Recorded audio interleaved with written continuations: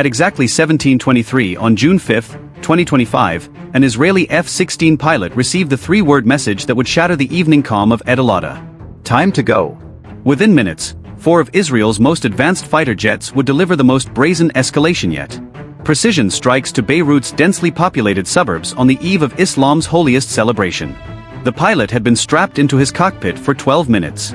The Pratt & Whitney F-100 engine idling as ground crews completed final weapons checks.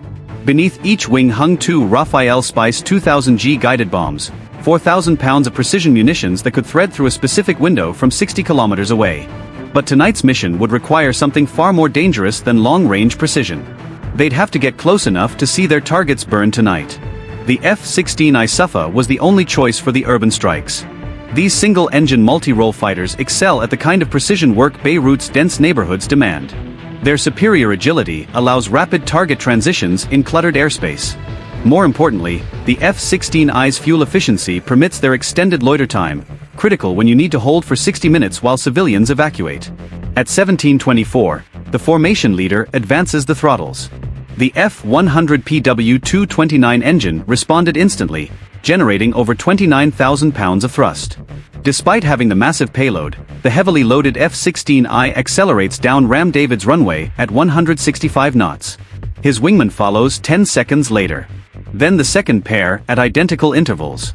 By 17:26, all 4 jets are airborne, climbing through 10,000 feet in a precisely staggered formation. The mission profile demands surgical timing. 8 targets are spread across Beirut's southern suburbs, Hadith, Haret Harik, and Bor Jabrij, plus 2 more in South Lebanon. Each aircraft carries enough ordnance for 2 targets, meaning zero margin for error. Miss 1 release window, abort 1 run, and the entire strike package unravels. By 17:42, exactly 60 minutes before the first bomb falls, Israeli military spokesman Avichai Otter begins posting on social media. These are not encrypted military channels or diplomatic back channels, but on Twitter and Telegram. The warnings include satellite photos with red circles around specific buildings, telling anyone there that those buildings will be Beirut's latest parking lots in the next hour. This isn't psychological warfare. It's legal compliance with a tactical twist. International law suggests warning civilians when feasible, and Israel documents every warning for potential future tribunals. But those 60 minutes create predictable patterns that military planners exploit. Traffic flows become rivers of intelligence. Which buildings empty immediately? Which see frantic vehicle loading? Which remain suspiciously calm? All of this information is valuable. The pilots stay in a holding pattern at 28,000 feet, monitoring encrypted tactical frequencies as intelligence updates flow from reconnaissance assets. Drone footage shows the evacuation in real time. Cars fleeing certain buildings while others remain untouched, inadvertently confirming Israeli targeting intelligence. Now all they have to do is wait 60 minutes before dropping one of Israel's most potent weapons. The Rafale Spice 2000 you see hanging from each F-16I's wing represents the convergence of 3 technological revolutions in one 2,000 pounds package. At $200,000 per unit, these bombs cost about as much as a G-Wagon. But unlike Mercedes-Benz, the military isn't paying for a brand name. They're paying for what lies inside these bombs. Traditional guided bombs rely on GPS. Spoof the coordinates and that expensive bomb can't hit the right side of a barn. But the Spice 2000 is not your normal bomb. Its primary navigation uses GPS, sure, but that's just the beginning. Inside the nose section, 2 more guidance systems work flawlessly, each backing up the others. The inertial navigation system uses ring laser gyroscopes spinning at 400 Hz, precisely measuring rotation that makes Rolex look like a 2 watch. 3 accelerometers track every movement in 3 dimensions, calculating position based on the fundamental laws of physics. No outside signals are needed. Even if every GPS satellite suddenly vanished, the INS alone can put the bomb within 30 m of its target. But the next system is where Israeli engineering gets scary. The electro-optical scene matching technology turns the bomb into a robot with perfect memory. During each mission planning, operators upload high-resolution satellite imagery of the target area. Every building, every street corner, and every distinctive feature within a square kilometer. As the bomb falls, its nose camera shoots 60 frames per second, comparing what it sees to what it remembers. The processing power required is staggering. The Spice's computer runs image recognition algorithms that would have required a supercompute in the 1990s. Edge detection identifies building outlines. Pattern matching locates specific architectural features. Contrast analysis distinguishes targets from backgrounds, all while falling at 300 meters per second. And unfortunately for these bad guys, their time is up. At 1,800 hours, the holding pattern breaks. 4 F-15Is bank east in perfect synchronicity, descending through 20,000 feet as they accelerate towards the Lebanese coast. Beneath their bellies, the Rafael Sky Shield electronic warfare pods wake from standby mode. Their threat libraries contain the electronic fingerprint of every radar system from here to throne. The Lebanese Air Defense Network, a hodgepodge of Soviet-era systems. Some French units and recent Chinese imports light up like a Christmas tree. The aging P-18 Spoon Rest radar at Tyre pushes out its distinctive VHF pulses. A more modern Chinese JY-27A south of Sidon joins the chorus.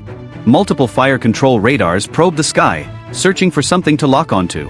What they find defies physics. The lead F-16I appears to be at 15,000 foot heading north at 350 knots. Simultaneously, it's at 25,000 foot heading east at 550 knots. A third return shows it diving through 5,000 feet. The Sky Shield pod isn't just jamming. It's lying with mathematical precision. Inside each pod, the digital radio frequency memory system performs electronic alchemy. When the P-18 radar pulse hits 150 MHz, the DRFM captures it perfectly. Frequency, pulse, width, modulation, everything. Then it retransmits multiple versions, each slightly modified. Delay 1 by 3 microseconds, and the radar thinks you're 900 m farther away. Shift the frequency by 200 Hz, and your speed looks wrong. Combine multiple false returns, and the operator's screen looks like a 4-year-old's drawing. As this continues, the pilots monitor their radar warning receivers as new threats appear. An SA-6 straight flush radar paints them from the Bekaa Valley. That distinctive high-pitched warble in their headsets. The Sky Shield automatically categorizes it as a priority threat, allocating more jamming power to its frequency band. The RWR symbol changes from solid to dashed, lock broken. But the real genius happens when all 4 aircraft coordinate their jamming. The formation leader aircraft designates itself as the lighthouse, broadcasting powerful jamming on all major threat frequencies. The other 3 run their pods in Firefly mode. Quick bursts of jamming that appear and disappear randomly. To the Lebanese radar operators, it looks like an entire squadron is out there, maybe 2. Ground controllers at Beirut Air Traffic Control watch their scopes in confusion. Civilian transponders show normally. A Middle East Airlines flight climbing out on schedule, but military primary returns dance across their screens in impossible patterns. Ghost formations appear from nowhere, streak across the scope at Mach 2, and then vanish.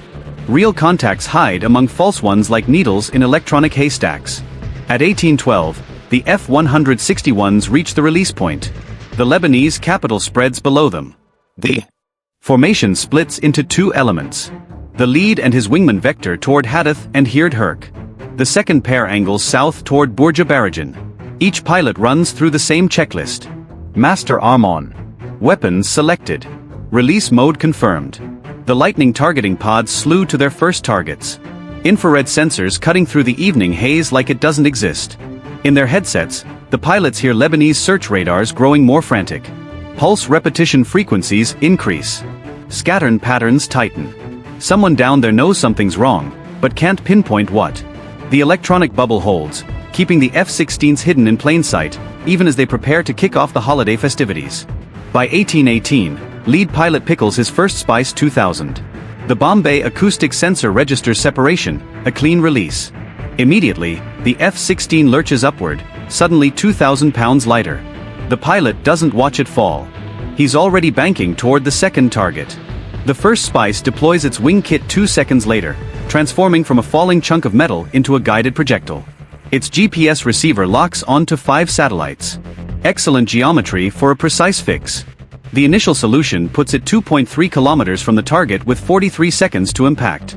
The flight control computer calculates an intercept trajectory, 15 degrees left turn, 8 degrees glide scope. 5 seconds later, the wingman releases over Hird Herk. His target, a nondescript 5-story commercial building that Israeli intelligence says houses drone assembly workshops in its basement. The bomb's camera activates early, catching the evacuation chaos in thermal clarity. Cars clog every street. Hundreds of heat signatures flee on foot. Building itself glows warmer than its neighbors.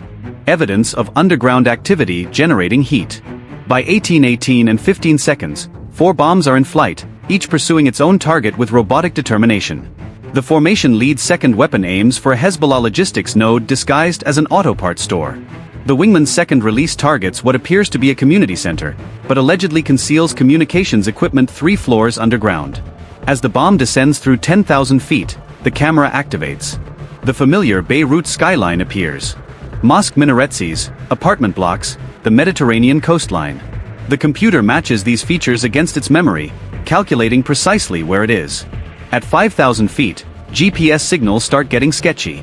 Lebanese electronic warfare units, probably using Russian-supplied systems, pump out false signals to deceive the guidance system. The Spice's computer notices the discrepancy immediately.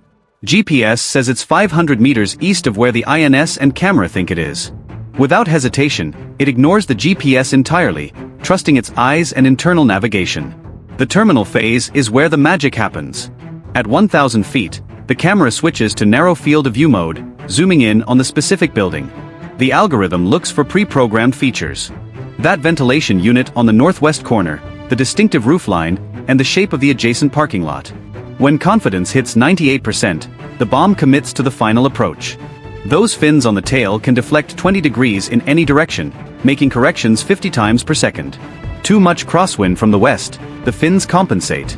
Thermal updraft from the city. Adjusted, the bomb literally flies itself to the target, threading between buildings if necessary. The fuse settings uploaded at Ramont David determine what happens next. There is an impact fuse for surface targets and a delayed fuse for penetration. Tonight, it's all delayed. The bombs need to punch deep before detonating, turning these underground facilities into tombs. Then, just before 18:19 local time, the first impact was registered. The BLU-109 penetrator warhead hits the building's roof at 267 meters per second. The hardened steel case designed initially to pierce aircraft shelters treats the civilian structure like tissue paper. It punches through the roof slab, barely slowing. The 5th floor offices, by the look of the debris, offers no resistance. 4th floor, 3rd floor, 2nd floor. The warhead finally lodges in the basement ceiling. Then kaboom. In the confined basement space, the pressure can't dissipate normally. Instead, it reflects off of the concrete walls, doubling and increasing intensity. The floor above, now the ceiling of a pressure chamber, lifts like a cork from a champagne bottle. The second bomb hits a few seconds later, just as the first building collapses. Then the third, then the fourth. Shock waves from multiple explosions meet and merge, creating complex interference patterns that amplify destruction in some areas while canceling in others. By 1820, southern Beirut looked like a giant had kicked over an Antil. For mushroom clouds rise into the evening sky, their stems growing larger from secondary explosions. The pilots don't admire their handiwork. They're already beating feet back home, diving toward the deck. As every surviving air defense system in Lebanon goes active, the jamming pods work overtime, creating false targets behind them as they sprint for the Mediterranean and safety.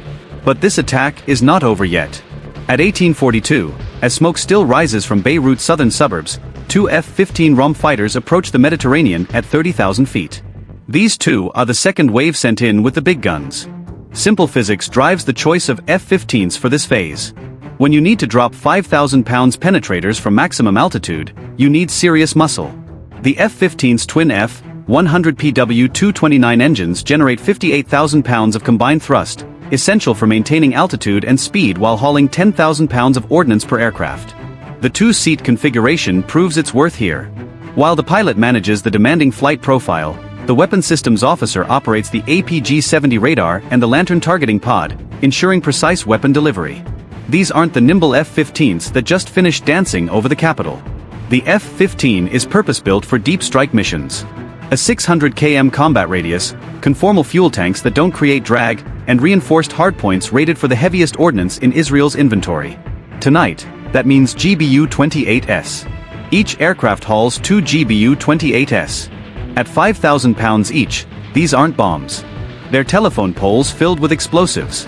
The warhead case is machined from a single piece of hardened steel alloy designed to remain intact while punching through 6 m of reinforced concrete or 30 m of earth. Only the F-15 has the payload capacity and high-altitude performance to deliver these monsters effectively. Tonight, they're aimed at something buried deep beneath the hillside near Ankara. The target represents everything Israel fears about the group's reconstruction. Satellite imagery from the past 6 months shows suspicious construction activity, dump trucks arriving full and leaving empty, ventilation shafts appearing where none should exist, and power lines running to apparently empty fields.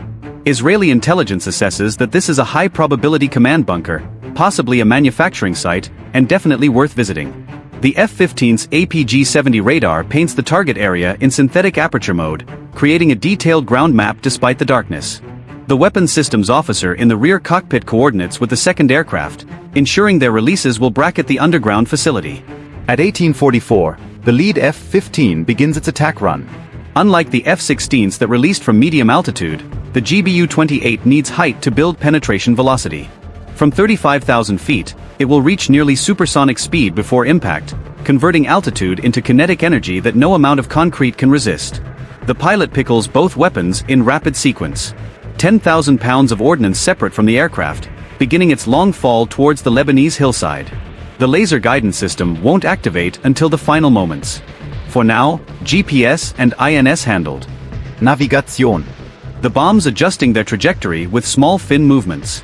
At 2,000 feet, the laser guidance activates. The F-15's targeting pod illuminates the precise impact point with coded laser energy. The bomb seeker head detects the reflection and makes final corrections. 3M left, 2M forward. At this speed, there's no room for error. Impact comes moments later.